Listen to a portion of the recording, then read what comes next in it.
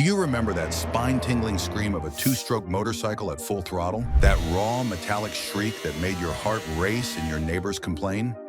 Well, that sound has been systematically silenced by regulations around the world. And today we're exposing the real story behind why your favorite screaming machines disappeared from showrooms forever. They called them environmental villains, pollution machines that had to go. But what if I told you the truth is far more complex than what regulators and manufacturers want you to believe? What if the death of the two-stroke wasn't just about saving the planet, but about corporate profits, regulatory capture, and technology that was too good for its own good? Picture this. It's 1985, and you're walking into a Yamaha dealership. There it sits, the RZ350, a machine that weighs just 330 pounds but pumps out 60 horsepower. That's supercar power in a package that costs less than a used car. The salesman fires it up, and that distinctive ring-ding-ding idle fills the showroom before erupting into a banshee wail as he blips the throttle. Your spine tingles. You're hooked. But wait, let me tell you what really happened that day. My buddy Mike bought one of those brand new RZ350s. First ride out, he nearly launched himself into orbit. The power didn't come on gradually like normal bikes. It was like someone flipped a switch at 6,000 RPM. 1 second you're putting along, the next you're holding on for dear life as the front wheel reaches for the sky. Mike came back white as a sheet, hands shaking, with the biggest grin I'd ever seen. That's what two-stroke engines did to people. They were mechanical drugs and we were all addicts. 3 weeks later, Mike's girlfriend made him sell it. Said it was too dangerous. He bought a sensible four-stroke that sounded like a sewing machine. I've never seen a grown man look so defeated. That bike had given him 3 weeks of pure joy, and now it was gone. Replaced by something practical, something boring, something that wouldn't try to kill him every time he twisted the throttle. Fast forward to today, and that same dealership is filled with heavy, complex four-strokes that cost 3 times as much and sound like sewing machines. What happened? How did we go from lightweight rockets to overweight computers on wheels? The answer involves backroom deals, manipulated science, and a conspiracy that reaches from Detroit to Tokyo to the halls of government. Here's where it gets interesting. In the golden age of motorcycles, from the 1960s through the mid-1990s, two-strokes ruled everything. Racing dominated, street performance untouchable. Your neighbor's annoying teenager, probably on a two-stroke, terrorizing the neighborhood at 2 a.m. The racing dominance was absolute. For 27 straight years, every 500cc Grand Prix champion rode a two-stroke. Names like Kenny Roberts and Kevin Schwantz became legends aboard these screaming machines. And here's the kicker. You could buy basically the same bike they raced, walk into a dealer, plunk down your money, and ride home on a barely tamed race machine. Try doing that today. Go ahead, I'll wait. I remember watching Kenny Roberts at Laguna Seca in 1978. The sound of his Yamaha coming up the corkscrew was like nothing else. Not just loud, but angry. Like the bike was fighting him every inch of the way, and Kenny was winning. When he crossed the finish line, the crowd went insane. We all wanted that. That connection, that battle between man and machine, where both could win or lose at any second. The beauty of these engines was their simplicity. A four-stroke engine has valves, camshafts, timing chains, and enough moving parts to make your head spin. A two-stroke, 3 moving parts. That's it. Piston, connecting rod, crankshaft, done. You could rebuild one in your garage with basic tools in under an hour. My neighbor's kid learned to wrench on his dad's old YZ125. By age 15, he could tear down and rebuild that engine blindfolded. Try teaching a teenager to adjust valves on a modern sport bike. They'll be on TikTok before you finish explaining cam timing. That kid, Tommy was his name, he went on to become a mechanic. But not for motorcycles. He fixes cars now. Says modern bikes are too complicated, too electronic. Says he misses the days when you could diagnose a problem by sound and fix it with hand tools. That's what we lost. Not just the bikes, but the culture of understanding your machine. But simplicity wasn't the only magic. These bikes were light, stupid light. A 250cc two-stroke sport bike weighed about 300 pounds. Ready to ride, with fuel. Modern 600cc sport bikes, over 400 pounds. That extra 100 pounds is what kills the magic. It's like dancing with someone wearing a fat suit. Sure, they can still move, but the grace is gone. Let me paint you a picture of what we lost. The Suzuki RGV250. If motorcycles were rock stars, this was Jim Morrison. Beautiful, dangerous, and dead before its time. In 1991, this little monster made 70 horsepower from a quarter-liter engine. That's more power per liter than a Ferrari, for less than $5,000. New, I owned one. Bought it used in 1995 for $3,000. Best $3,000 I ever spent. Worst too, if you ask my wife. That bike taught me things about speed and fear that no modern machine could replicate. It didn't have traction control or ABS or any electronic nannies. It had you, the throttle, and physics. That's it. Make a mistake, pay the price, respect the machine, or eat pavement. But here's what the spec sheets didn't tell you. The RGV wasn't just fast, it was an experience. Below 8,000 RPM, it puttered along like a scooter. Hit the power band and bam! Instant teleportation. Your eyeballs would try to escape out the back of your skull. Your arms would stretch like taffy. And the sound, oh, the sound. Like 1,000 angry wasps had just discovered their hive was on fire. The first time I hit the power band on a straight road, I thought something was broken. The acceleration was so violent, so immediate, that my brain couldn't process it. 1 second I'm doing 40, the next I'm doing 90, and the front wheel is pointing at the clouds. I backed off, heart pounding, hands shaking. Then I did it again, and again, and again, until my fuel tank was empty and my face hurt from grinning. Then came the environmental movement, and this is where our story takes a dark turn. The EPA, California Air Resources Board, and European regulators painted two-strokes as planet killers. They said one two-stroke motorcycle polluted as much as 30 cars. They showed pictures of blue smoke and talked about unburned hydrocarbons. The narrative was set. Two-strokes had to die to save the planet. But they left out some important details, like the fact that by the late 1990s, engineers had already solved the pollution problem. Direct fuel injection, catalytic converters, computer-controlled oil pumps. All of this technology existed. Boat engines were using it. Snowmobiles were using it. Even scooters were using it. But motorcycles? Mysteriously, the technology never made it to production. I talked to an engineer who worked for Yamaha in the late 90s. Can't use his real name, so let's call him Dave. Dave told me they had a clean two-stroke prototype that met every emission standard on the books. It made more power than the old bikes, used less fuel, and barely smoked at all. Management killed it. Why? Because they'd already committed to 4 strokes. The tooling was ordered, the marketing campaign was planned, the future was decided in a boardroom, not on a dyno. Why? Follow the money. Honda, Yamaha, Suzuki, and Kawasaki had already invested billions in 4-stroke technology for cars. Those engines could be adapted for motorcycles relatively cheaply. Developing clean 2-stroke technology would cost more billions. So they made a business decision. Kill the 2-stroke, force everyone to buy more expensive 4-strokes, profit. But they needed help from regulators to make it happen. Enter the emission standards.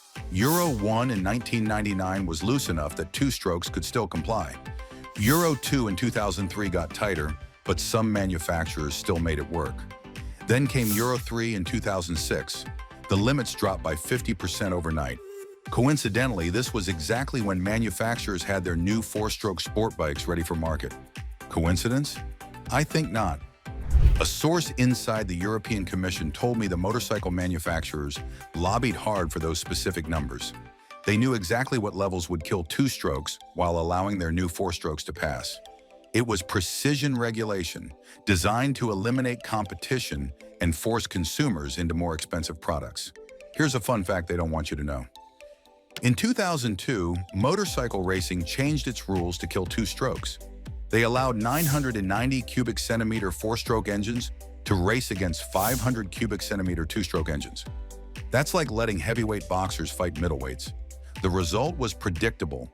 Within 2 years, 2-stroke engines were banned from racing entirely. The official reason? To make racing more relevant to street bikes. The real reason?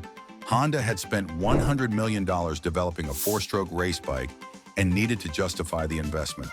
So they changed the rules. Just like that, decades of two-stroke development became worthless overnight. I was at Phillip Island in 2002 when the first four-strokes raced against the two-strokes. The sound was all wrong. Where the two-strokes screamed, the four-strokes droned. Where the two-stroke engines danced, the four-stroke engines bulldozed. It was like watching ballet replaced by weightlifting. Sure, it was impressive, but it wasn't beautiful anymore. But wait, it gets better. Or worse, depending on your perspective. Remember California, land of the free? They created something called the Red Sticker Program for dirt bikes. If your two-stroke didn't meet emission standards, you got a red sticker and could only ride during certain months. Because apparently pollution only matters in summer. Makes perfect sense, right? My cousin lives in California. He had a YZ250 two-stroke he used for desert racing. Beautiful bike, ran like a dream. Come summer, he couldn't ride it on public land. Meanwhile, the RV park next door had diesel generators running 24/7. But sure, his dirt bike was the problem. He sold it and bought a four-stroke. Says it's not the same. Says it's like kissing your sister. Does the job, but there's no passion. Meanwhile, diesel trucks were belching black smoke on every freeway. But sure, let's go after the kid on a YZ125 riding in the desert on weekends. That'll save the planet. The enthusiast community didn't take this lying down. Underground racing leagues popped up. Vintage racing classes preserved the technology. In countries with lax enforcement, riders kept their smokers on the road through creative registration tactics. But parts became scarce. Expertise disappeared. What was once mainstream became underground. I know a guy who runs a vintage racing league in the Midwest. He says half his racers are former factory mechanics who couldn't stand to see the technology die.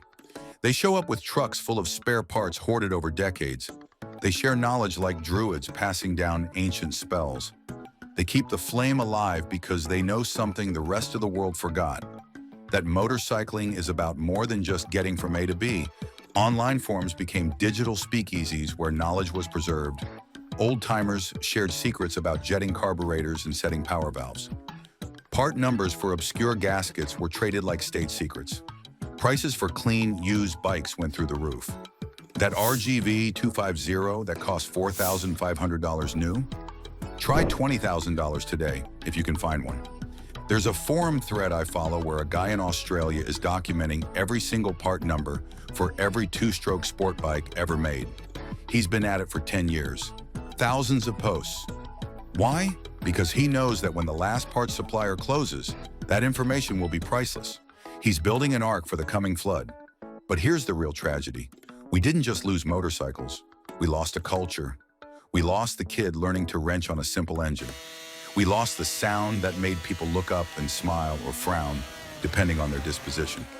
We lost affordable performance that let working-class riders experience supercar thrills. My local community college used to have a motorcycle mechanics program. Students learned on two-stroke engines because they were simple and cheap. When two-strokes died, so did the program. Too expensive to stock parts for modern four-strokes. Too complicated to teach in a semester. Now those kids learn to change oil at Jiffy Lube instead of rebuilding engines. That's progress? What did we get instead? 400-pound motorcycles that cost $15,000 and need a computer to change the oil? Sure, they're fast. Sure, they're clean. But they have no soul. Riding a modern sport bike is like dating a supermodel with no personality. Pretty to look at, but boring as hell. I test rode a new sports bike last month. 600 cc's, 120 horsepower, every electronic aid known to man. It was fast. It was competent. It was completely forgettable. I gave it back after an hour and went home to my garage where my old KR1S sits waiting. Sure, it leaks oil. Sure, it's temperamental. But when it's running right, it's magic. Pure, undiluted magic. And here's the kicker. The technology to make clean two-stroke engines exists right now, today. This isn't science fiction. KTM makes fuel-injected two-stroke dirt bikes that meet Euro 4 emission standards. They're light, simple, and still have that addictive power band hit, but they're not allowed on the street. Why? Because the regulations were written specifically to exclude them. I've ridden one of those new KTM two-strokes. It's brilliant. Starts easy, idles smooth, and when you hit the pipe, it's like the old days all over again. but with no smoke, no smell, no pollution. It's everything we could have had if the industry had wanted it. But they didn't want it. They wanted to sell you expensive four-strokes with expensive service requirements. Let that sink in. We have the technology to make two-stroke engines as clean as four-stroke engines, but we can't use it because of rules written 20 years ago by people who wanted to protect corporate profits. Marine outboard companies like Evinrude developed direct injection two-strokes that are cleaner than four-strokes. They use less fuel, make more power, and weigh less. Snowmobile companies did the same thing. But motorcycles? Nope. Too bad. Not allowed. A friend who works for BRP told me their ETEC two-stroke outboards actually produce fewer emissions than competing four-strokes. They've proven it in independent testing. But when they approached motorcycle manufacturers about licensing the technology, nobody was interested. Too much invested in four-strokes. Too late to change course. You want to know the real conspiracy? It's not that two-stroke engines are dirty. It's that they were too good, too cheap, too simple. A kid with basic tools could keep one running forever. Manufacturers couldn't sell expensive service contracts. Dealers couldn't charge $500 for valve adjustments. The entire profit model of modern motorcycling depended on killing the two-stroke. Think I'm exaggerating? Let's do some math. A two-stroke needs a top-end rebuild every 10,000 miles or so. Cost, about $200 in parts, couple hours in your garage. A modern four-stroke needs valve adjustments every 15,000 miles. Cost, $500 minimum at a dealer. When valves need replacing, add another zero to that number. See the pattern? But it's not just about money, it's about control. When you can fix your own bike, you're independent.